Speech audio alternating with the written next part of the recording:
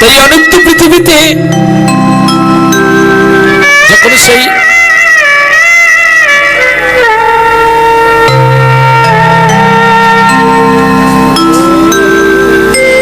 স্বর্গীয় সুধামচন্দ্র হাইতের স্মৃতির উদ্দেশ্যে ওনার স্ত্রী সুষমা হাইত মাননীয় কীর্তনিয়ার গানে মুগ্ধ হইয়া কিছু আর্থিক সম্মান পুরস্কৃত করেছেন।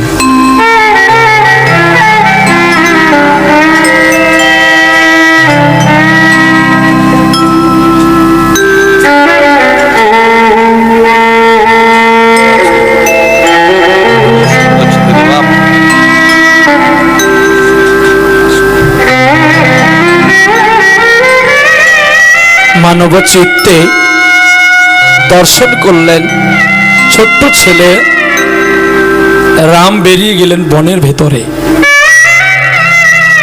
আর বনের ভেতরে গিয়ে মধুসূদন মধুসূদন বলে কাঁদতে আছে। আর বাঘের একটা স্বভাব আছে, দেখবেন যত দূরে থাকুক না মানুষের গন্ধ পেয়ে যায়। বাঘ ছুটে এসছে তাকে খাওয়ার জন্য,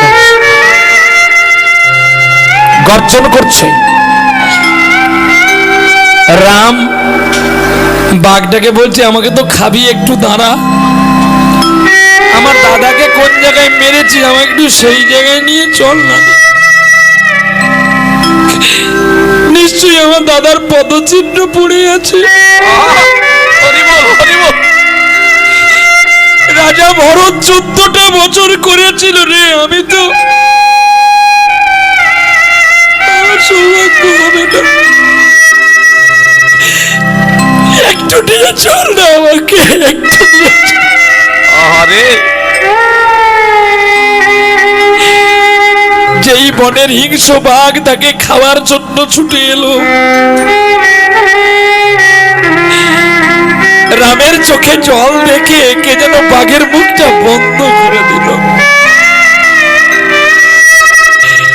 বাঘ অমনি শুয়ে পড়ে চরণ দুটো ওপর দিকে করে কাঁদছে।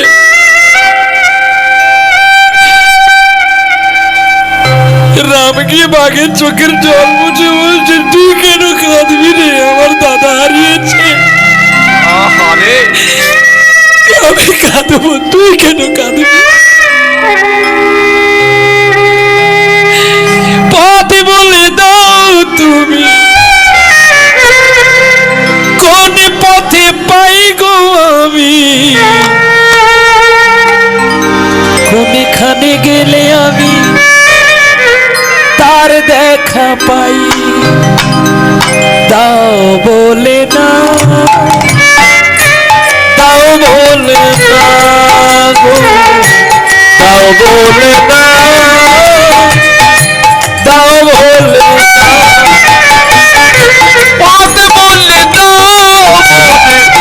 কোন পথে যাব আমি, কোন পথে গেলে দাদার দর্শন পাই গো, পথ বলে দাও, পথ বলে দাও, পথ বলে দাও, পথ বলে দাও। কত যে কেঁদেছি আমি তারও লাগিয়া, কত যে খুঁজেছি আজ বনেতে আসিয়া, দেখা না পাইয়া কৃপা না পাইয়া কাঁদি একায়া, পথ বলে দাও, পথ বলে দাও, পথ বলে দাও,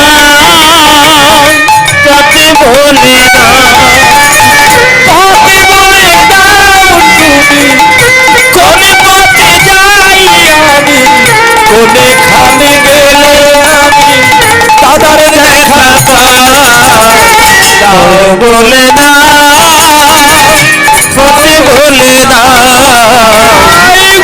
বলে দাও, পথ বলে দাও।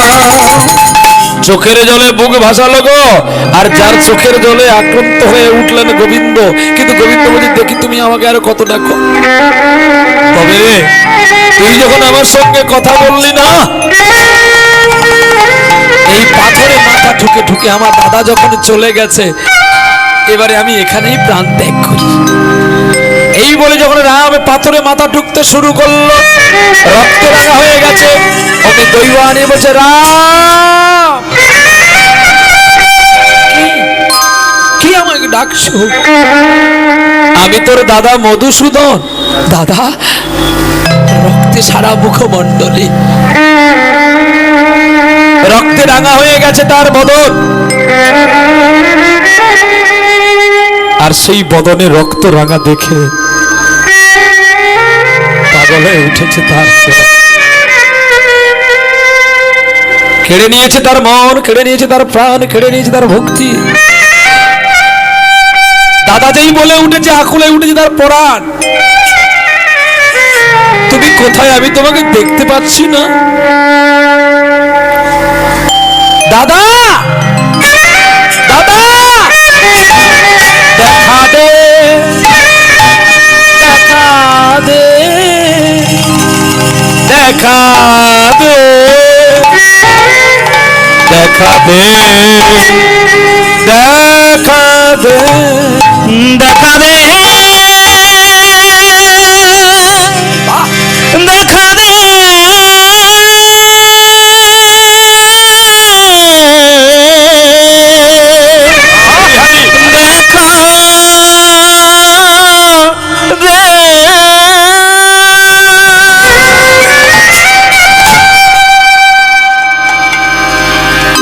দাঁড়িয়ে গেলেন আগে, লুটিয়ে পড়লেন রাম। আজকে ভগবানের ভগবান বেশে আসেননি, স্বয়ং গোবিন্দ মধুসূদন রূপে এসেছে। তার মা কেন মিথ্যে শিখিয়েছিল জানো? যাতে ও আমাকে ভুলে গিয়ে ওর চরণে, গোবিন্দের চরণে ওর মতি হোক। এই বনটাই তবু বাঘকে প্রবোধ দেওয়া যায়, কিন্তু সংসার বনে যদি কেউ প্রবেশ করে, ও বনে যে অনেক বাঘ ভল্লুক আছে, সবাই চিড়ে চিড়ে খাবে। যাতে ওকে মায়া স্পর্শ করতে না পারে, তাই ও যেন গোবিন্দ চরণ খুঁজে পায়। ভাই আয় আমার বুকে আয়, চরণে নয়। দুটি চরণ জড়িয়ে ধরে কেঁদে কেঁদে বলছে, চরণ ধরিতে দিও গো আমারে, দিও না, নিও না সরাই। চোখের জলের আতুল হয়ে গোবিন্দ বুকে তুলে নিল। চলার বিলম্ব করিস না, মুখটা তার ভালো করে গোবিন্দের চাদর দিয়ে মুছে দিল। আর একটা ফল দিল, বলছে তুই কাঁদবি না। হ্যাঁ রে ভাই, তুই নাকি মায়ের ওপরে রাগ করে এসেছিস। ওরে বোকা ছেলে রে, আমার মা যদি তোকে এই সঠিক কথাটা না বলতো, তুই কি আমার দেখা পেতিস? অতএব মা যদি হয় পতিতা, তবু সে জননী। মায়ের ভুল কখনো ধরতে নেই, তুমি হয় মুচের খনি। মূত্র থলি থেকে পুত্র কন্যার জন্ম হয়। সেই পিতা মাতার উপদেশ সন্তান কবু নাই দিতে নাই হয়, দিতে না।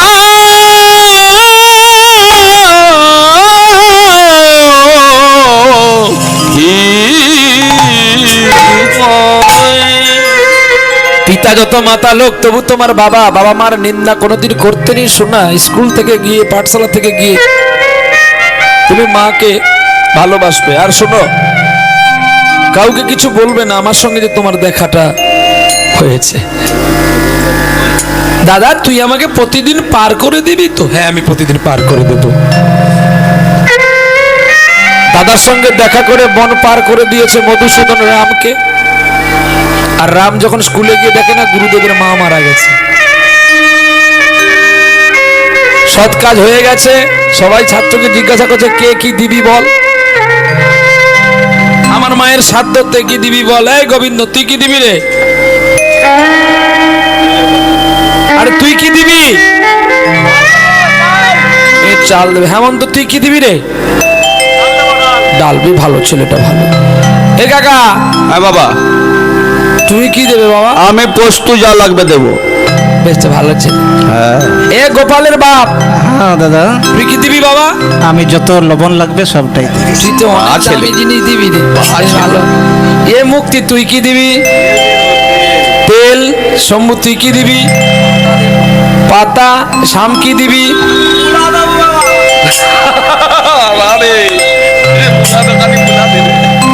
তুই ওর সঙ্গে আর একটা জিনিস দে, জলটা দে, মূলা আর জল। এই দেখ তাড়াতাড়ি উঠে যা, ওখান থেকে 2 পেটি জল তুলে নিয়ে আয়, গাড়িতে তুলে নে, 24 পরগনা যেতে হবে, খেতে হবে। এ জলটা কাকা তো একাই খেয়ে নেবে, তো রাধামণি গাড়ি উঠতে পারবে না, ফাঁকা করে দেবে। বাবু সোনাকে বললাম 2 পেটি জল দিও আমাদেরকে, খেতে কম দাও, দুঃখ নেই, খেতে আমাদের বন্ধু হচ্ছে জল। আমাদের গাড়িতে সবসময় 30-40 লিটার জল রাখতে হয়, কারণ শুধু ফোন করবে আর জল খেয়ে যাবে।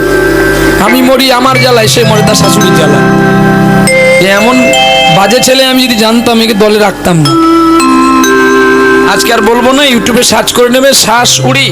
শ্বাস যদি আমাদের উড়ে যায় তাহলে আর শাশুড়ির সঙ্গে প্রেম হবে না, এটা সে শাশুড়ি নয়। শ্বাস যদি উড়ে যায় গোবিন্দের সঙ্গে সাধন ভজন হবে না। তাই সময় থাকতে শাশুড়িকে নিয়ে যোগ প্রাণায়ামের দ্বারায় গোবিন্দ ভজন করতে পেরেছে। আর এদিকে কি হলো জানেন তো, ওদিকে যখন বলে দিল মধুসূদন রাম তুই কি দিবি, রাম বলে উঠলো আমি দধি দেব। গুরুদেব তোমার মায়ের সাধ্যেতে যতজন প্রসাদ পেতে আসবে সবাইকে আমি দধি দেব বলে দিয়ে তো এমন সময় বাড়ি চলে এসেছে। পরের দিন মায়ের সাধ্যের কাজ কার? গুরুদেবের। এখন এখানে পক্তি বসে গেছে, মাকে কি বলছে, মা কালকে আমার গুরুদেবের মায়ের সাধ্য, আমি দধি দেব বলেছি। মা তো খুব মারলো। হ্যাঁ রে, 1 কিলো দধির দাম কোনো জায়গায় 100 টাকা, কোনো জায়গায় 200 টাকা, কোনো জায়গায় আবার 300 টাকা। যেমন আমি আমার জীবনে দধি খেয়েছি আপনাদের মেদিনীপুরের মেচেদাতে, সে তো ভোলার নয়। নিয়ে গিয়েছিলেন একজন দাদা ভাই, তিনার বাড়ি হচ্ছে মেচেদাতে, রামকো সিমেন্ট কারখানার কাছে। উনার নাম হচ্ছে মদন ডাক্তার বাবু। উনি এতটাই আমাদের সঙ্গে মিশে গেছে, আর আমরা আপনাদের এদিকটাই আসলে ওখানে আগে যাব, একটু ডাল ভাত পাবো প্রসাদ, তারপরে যাব। তো যখন আমি যাই বলি দাদা ভাই তুমি একটু সেটা আনবে, সেটা। তখন দাদা হাসতে হাসতে বলে, আরে আনতে গেলে তো লাগবে রে বেটা, আমি जो लगेंगे देंगे, जल्दी लेके आओ, भर्ती करके खाएंगे। তো বাবা আমি তো অনেকগুলো খাই, আমি সাধারণত গান থাকলে কোনো ঠান্ডা জিনিস বলো, কোল্ড ড্রিঙ্কস বলো, দই বলো, আমি এগুলো খাই না, কারণ আমার খাওয়ারে বাহার নেই, আমাকে মানুষকে হরিনামে বাহার দিতে হবে, তাই আমি ওগুলো পাই না, ওরা পায়। তিনার স্ত্রীর নাম রাধারানী, সত্যি রাধারানী। ভক্তি যেমন, গুণ তেমন, ভালোবাসা তেমন। শুধু যে আমাকে ভালোবাসে তা নয়, আমার প্রত্যেকটি শিল্পীকে তার একটাই নয়ন, সে জানে আমরা তার ছেলে, সে আমার মা। যতবার দেখি মাগো তোমায়, স্বাদ মেটে না মাগো তোমায় দেখে। সবাই বলে ভগবানে সুন্দর, হবে না কো সুন্দর তোমার মতো। যতবার দেখি মাগো তোমায়। ওই বাড়ির 4টি মা, 3টি মায়ের সঙ্গে আমাদের দেখা হয়, একটি মায়ের সঙ্গে হয়নি দেখা, কিন্তু 3টি মার 3টি রূপ, 3টি গুণ। কেউ আমাদেরকে একটু অন্য চোখে দেখে না, একটাই চোখ রেখেছে সবাই, মানে দুটি চোখকে একই করে রেখেছে, মা আর ছেলে। সত্যি ওনার পরিবারের প্রত্যেকটি একটা ছোট্ট বাচ্চা আছে, তার নাম কি রে? রঘুনন্দন। রঘুনন্দন। রঘুনন্দনের সঙ্গে আবার তার বন্ধুত্ব হয়েছে। সবাই প্রসাদ দিতে আসলে সবকিছু দেবে, রঘুনন্দন লবণ নিয়ে চলে, তুমি লবণ দেবে না, লবণ বেদি খেতে নাই, পেটার বেঁধে যাবে, আমরা খাবো না হাসবো? ভালো লাগে গো এমন পরি। সকাল থেকে ঘুম থেকে উঠে চান করে বলে আমাকে তিনক দিয়ে দাও, ছোট্ট ছেলে রঘুনন্দন গো। দেখো এগুলো পরিবেশের গুণে কিন্তু পরিস্থিতি পরিবেশন করা যায়। এই জন্য বাড়ির বাগানকে আগে সাজাতে হয়, তারপরে চাষ করতে হয়, চাষ করলেই তো ভালো ফসল হয়। প্রেম সে বলো রাধে রাধে রাধে। দেখতে দেখতে কি হলো, প্রেমযুত চিত্ত শুদ্ধ আকরে ভরে গেল তার মন। মা তো কত মারলো, কানতে কানতে মধুসূদন মধুসূদন বলে বনে আসলো। বনে আসতে মধুসূদন বলছে, ভাই তুই কাঁদছিস কেন? বলছি দাদাই আমি তো গুরুদেবের মায়ের সাথে দধি দেবো বলেছি, মাকে গিয়ে বলতে মা আমায় মারলো। তোকে মারবে না তো কি করে পুজো করবে? তুই বলবি কেন আগ বাড়িয়ে? তুই জানিস দধির দাম কত, আর কতজন ভক্ত প্রসাদ পাবে তার কোনো ঠিকানা আছে? 10 কিলো লাগবে কি 20 কিলো লাগবে কি 50 কিলো লাগবে? তুই বলে দিয়েছি, বেশ ঠিক আছে, আমি তোকে একটা দধির ভাঁড় দিচ্ছি, এই দই ভাঁড়টা তুই নিয়ে যা, দই শেষ হলে তুই আসবি। ছোট্ট দধির ভাঁড় একটা দিয়েছে। রাম দধির ভাঁড় নিয়ে গুরুদেবের বাড়ি গেল। আর গুরুদেব দধির ভাঁড় দেখে অবাক, সবাই বসে গেছে পক্তিতে খেতে, এইটুকু দধির ভাঁড়ে কি হবে? যে শত্রু ছিল সেই দধির ভাঁড়টা হাতে নিয়ে দধি দিতে শুরু করেছে। আর গুরুদেব মারছে, বলে তুই দধি কোথায় পেয়েছি? বলে আমার দাদা মধুসূদন দিয়েছে। তুই তো বলেছিলি আমাকে তোর কোনো দাদা ছিল না, তোর দাদা করে থেকে আসলো? বলছে আমার বাবা দুটো বিয়ে করেছিল, আমার বড় দাদাকে মা সম্পত্তির লোভে তাকে বনে দিয়েছে, সেই বন থেকে আমায় দধি দিয়েছে। দাদা বলেছে এ দধি কখনো শেষ হবে না, যতই দেবে ততই বাড়বে। গুরুদেবে যতই শুনে ততই মারে, এদিকে যত মেরেছে সব কৃষ্ণের গায়ে লেগেছে। আরে যদি যতই কাটে ততই বাড়ে, যতই কাটে ততই বাড়ে, যদি যতই কাটে ততই বাড়ে, দধি যতই কাটে ততই বাড়ে। দধি নাই পুরাইলো, যতই কাটে ততই বাড়ে। আর দধি নাহি ফুটাইলো, যতই কাটে ততই বাড়ে। ওরে মারে খাইয়া শ্রীরাম দেখো বনেতে আসিল, বনেতে আসিল। ওরে মধুসূদন মধুসূদন বলি, ওরে কাঁদিতে লাগিলা গো, কাঁদিতে লাগিল। সকলে খাওয়া হয়ে গেল, সেবা হয়ে গেল, যেমন দধির ভাঁড় তেমনি রয়ে আছে, দধি শেষ করতে পারলো না। সবাই অবাক হয়ে গেল। খোঁজ খোঁজ করতে করতে যখন বনের ভিতরে যায়, বনের ভেতরে যায়, বসন খুলিয়া মধুসূদন হাসির দড়ি যে করয়। আহারে এই মোগার মা তোমাকেও দেখাবো না, এই বদন আমি আর গুরুকেও দেখাবো না, এই বদনে আমি আর আমার দাদা মধুসূদনকেও দেখাবো না। দাদা রে আমি জানি মা আমায় মারলো, তুই আমায় ভালোবাসবি, কিন্তু নাই দিতে পারতিস তুই আমায়, ছোট্ট একটা দধির ভাঁড় দিয়ে সকলের কাছে আমায় মারলি রে। এই দিয়ে রাখার চেয়ে না রাখাই ভালো। এই ফাঁসির দড়ি গলায় নিতেই আসলো, ছুটে এসে মধুসূদন ফাঁসির দড়াটি ছুঁড়ে দিয়ে রামকে কোলে নিয়ে বলছে, কেউ পাগলামি করে, ওই দেখ তোর গুরুদেব আসছে, তোর যদি শেষ হয়েছে কিনা। দাদা তোর গায়ে কিসের দাগ রে? তোর গুরুদেব আমাকে মেরেছে। দাদা তুই বিয়ে করিসনি? হ্যাঁ। আমার বৌদিমণিকে একটু দেখাবি না আমায়? দেখাবো। আহা রাধারানীকে ডাকলে, যেই রাধারানী বামে এসে দাঁড়ালো, সঙ্গে সঙ্গে রাম বলছে, এ কেন বৌদি হবে, এ তো রাধা রানী। রাধে তুই কি জগতের রাধা রানীকে বিয়ে করেছি? ভগবান কৃষ্ণ রামকে বলছে, রাম রে, তোর তো এতটুকু সাধনা নেই যে তুই আমাকে পাবি। তুই পেয়েছি কিসে জানিস? তোর 20,000 দেখ আমি কে। যখন শঙ্খ চক্র গদা পদ্ম ধারী চতুর্ভুজ বাহু নারায়ণের রূপ দেখালেন, রূপে পাগল হয়ে গেল রাম। সকালে ছেলেকে মেরেছে মা, সন্ধ্যা হয়ে আসছে দেখে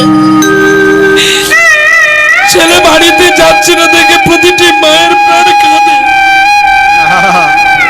কেউ কাঁদে না? তোমরা তো ছেলেকে শাসন করো, কিন্তু ছেলে যখন কাঁদতে কাঁদতে স্কুলে চলে যায়, তোমরা যখন খেতে বসো আর খেতে পারো মা? কেন বলো তো? ওই ছেলেটা ছেলে নয়, ছেলেটার আত্মাটাই তো তুমি। তাই ছেলেকে ছেড়ে খেতে পারো না বলে বসে থাকো মা। কখন ছেলে 3টের সময় বাড়ি আসবে, ছেলের সঙ্গে দুটো খাবো। এই দেখতে দেখতে না মায়ের কত রোগ ব্যাধি শুরু হয়। আজকে সেই সন্তানরা সময় মতো মাকে দুটো খেতে দেয় না। এ সভ্যতার পবিত্র পৃথিবী, পৃথিবীতে যারা বেশি শিক্ষিত হয় তারাই বেশি মূর্খের কাজগুলো করে। আমরা দেখতে পাই তো, স্কুল টিচার থেকে ভালো ভালো অফিসার থেকে তারাই স্ত্রীর কথায় দূরে গিয়ে ঘর বাড়ি বানায়, মা বাবা ভিক্ষা করে খায়। বলি ভাই, এমন করলে কোনোদিন তোমাদের ভক্তির বীজ আসবে না। যেমন আমরা কালকে যে বাড়িতে আমাদের থাকার কথা সে বাড়িতে না থাকতে দিয়ে আমরা ভুলে অন্য জায়গায় গাড়ি লাগিয়ে দিয়েছি।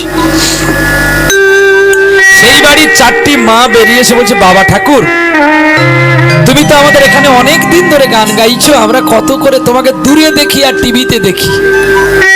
বাবারে, তুই যখন এসেছিস আজকে আমার বাড়িতে একটু থাক না রে শোনা।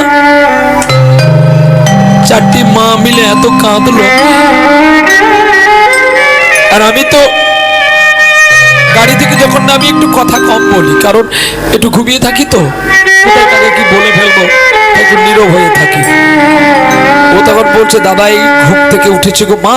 আমি বলছি দাঁড়ান, দাদার নাম্বারটা দাও তো। আমি নাম্বারটা দিলাম, কমিটিকে ফোন করলো।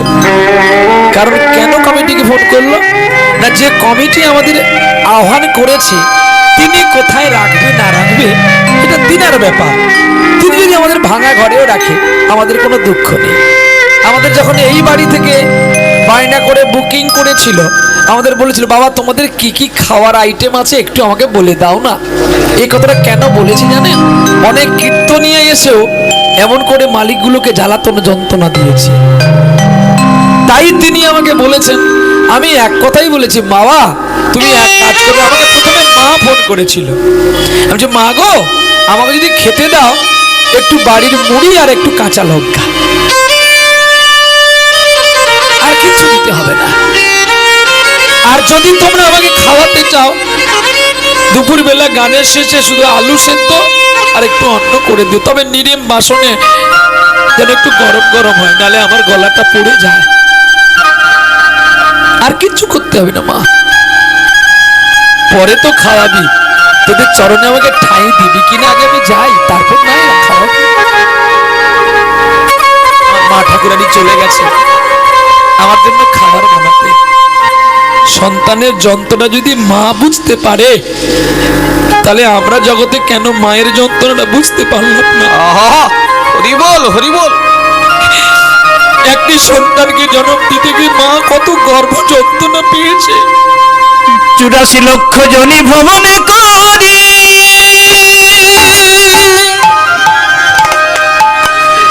পেয়েছি সাধের মানবে জন,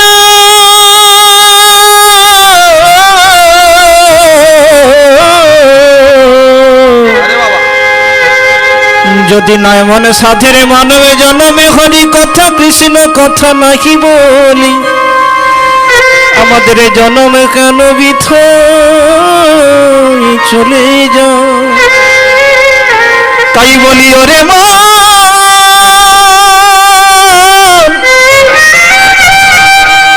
একবারে সাধু গুরুর চরণে ধরে প্রেমানন্দে একেবারে সবাই মিলে বলুন মহামন্ত্র হরি নাম। আরে বা হয় না হয় এমন সাথীর দুর্লভ জন্মে বলে না, বলতে বলতে যদি আমাদের দুনয়নে বাড়ি ঝরা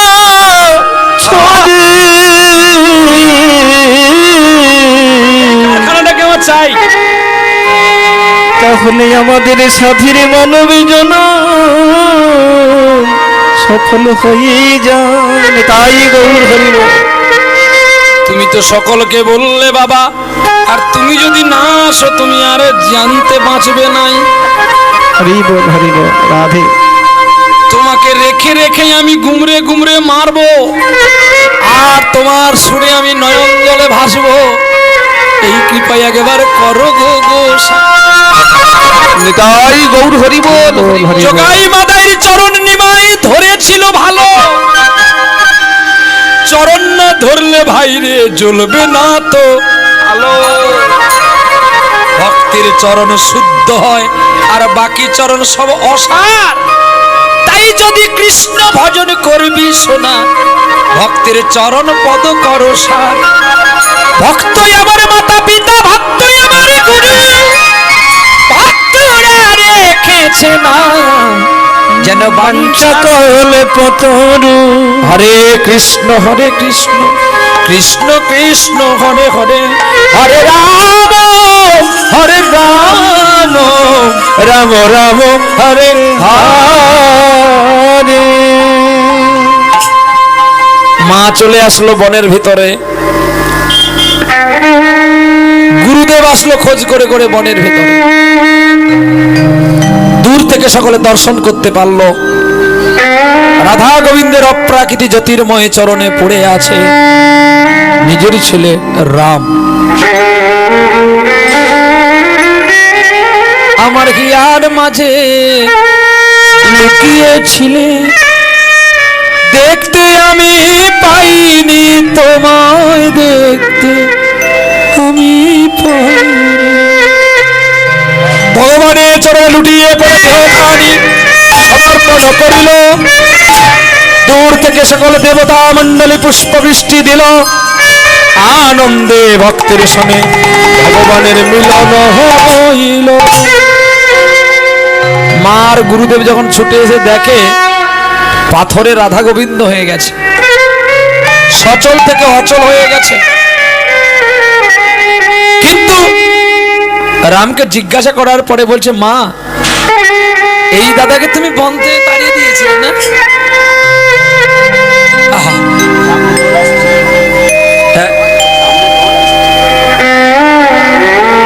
মা গো, তবে তোর গায়ে এগুলো কি রে? মা আমি পাথরে মাথা ঠুকেছিলাম, তাই আমার দাদা আমাকে বাঁচিয়ে আমার গায়ে রং মাখিয়ে দিয়েছে। মেরাসুর নামে একটা অসুর ছিলেন, দোল পূর্ণিমার সারপ্রাইজ দিয়ে গেলাম। পৃথিবীতে ভারতবর্ষে একটা অসুর ছিল, নাম তার মেরাসুর। মেরাসুর ভগবানের সঙ্গে যুদ্ধ করতে গিয়ে তিনি হেরে গিয়েছিলেন, আর ভগবান তাকে নিধন করেছিলেন। তখন এই কাটা মুন্ডুটা বলছে, গোবিন্দ তুমি তো আমাকে নিধন করলে, কিন্তু তুমি বলে দাও আমায়, আমার এই রক্ত কি হলো আর এই দেহটা আমার কি হবে? বলছে ওরে সোনারে, তোর এই দেহটা করব আমি রং, আর এই রং নিয়ে আমি বৃন্দাবনে খেলিব। রঙের খেলা, সেই খেলাটার নাম হবে দোল পূর্ণিমা। আর তোর শরীরকে করব হুলি, আর তোর মাথাকে করব পাঁচখানা গাছ। এই পঞ্চপল্লব দিয়া তুমি হুলি সাজাইবে, আর জগৎবাসী সকলে তোমার রক্তরূপী রং যে মেখে যাবে। রাধে রাধে। এখানে আছে একটা গান, গো রাধে রসিয়া তোমারকে দিল রং মাখাই। আর সময় নেই, বিরাম নেব আজকে। চলো প্রেম সে বলো রাধে রাধে, সবাই মিলে আনন্দ করব। ছোট্ট শিশু রাম দেখো নগরে ভিক্ষা করতে গেল, ভিক্ষার তন্ডুল লইয়া দেখো মায়ের খাওয়ালো। মায়ের খাওয়ানোর আগে দাদারে খাওয়ায়, তা দেখি জগৎবাসী বড় খুশি হয়। ভিক্ষা দাও গো নগরবাসী দাঁড়ে দাঁড়ে গেলা, যে যেমন পেরেছিল ভিক্ষা করিলা। প্রেম সে বলো রাধে রাধে রাধে। ভিক্ষা দেবে পরে আমরা একটা গান করে নেচে যাবো। একটা সানাই করতে বলেছে, সানাই করে একটা গান গাইবো, নেমে যাবো। চলো।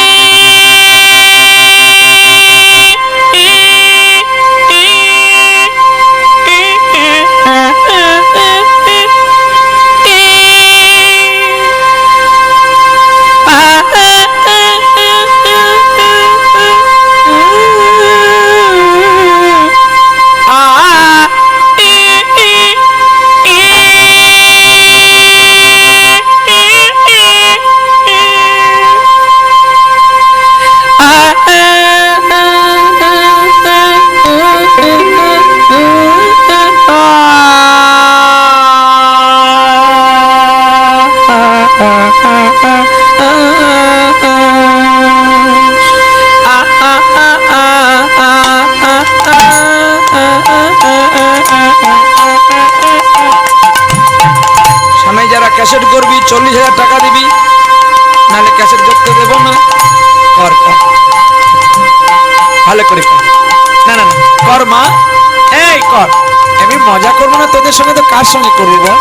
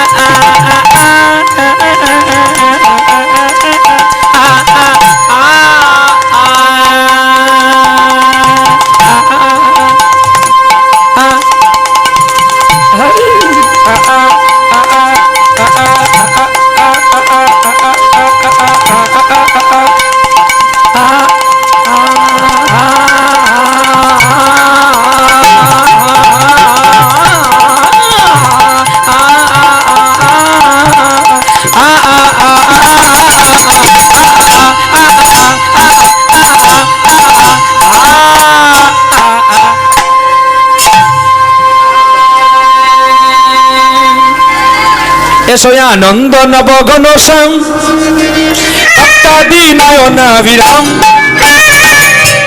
সনন নীল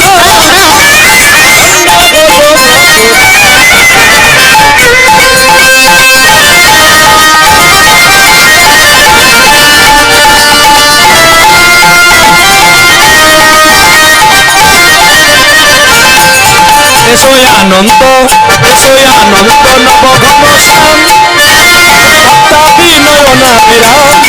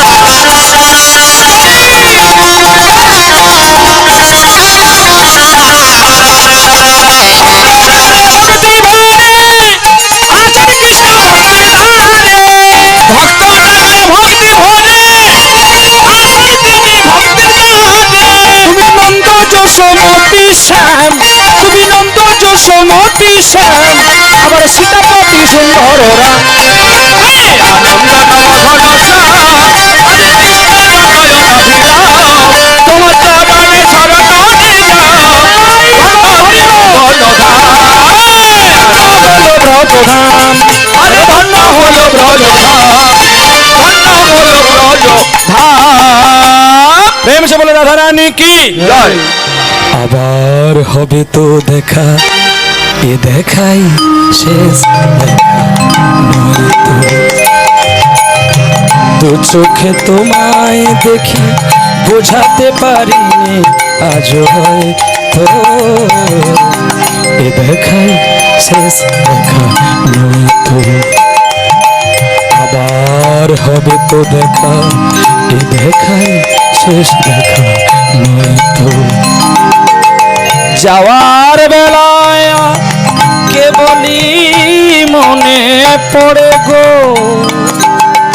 অসময় নীল আকাশে কত মেঘ কত রং ঝরে গো যাওয়ার বেলায় কেবলই মনে পড়ে গো অসময় নীল আকাশে কত মেঘ কত রং ঝরে গো শপথের মালাতেও মাঝে মাঝে কাঁটা জেগে রয়ে তো এ দেখাই শেষ দেখা নয় তো এ দেখাই শেষ দেখা নয় তো এ দেখাই শেষ দেখা হরে কৃষ্ণ কৃষ্ণ কৃষ্ণ হরে হরে হরে রাম রাম রাম হরে হরে প্রেম সে বল রাধা রানী কি সুন্দর কি ভক্ত ভগবান কি উৎসব রাধা কি আপন আপন কি জয়। জয় গৌর বিষ্ণু প্রিয়া প্রেমানন্দে নিতাই গৌর হরি হরি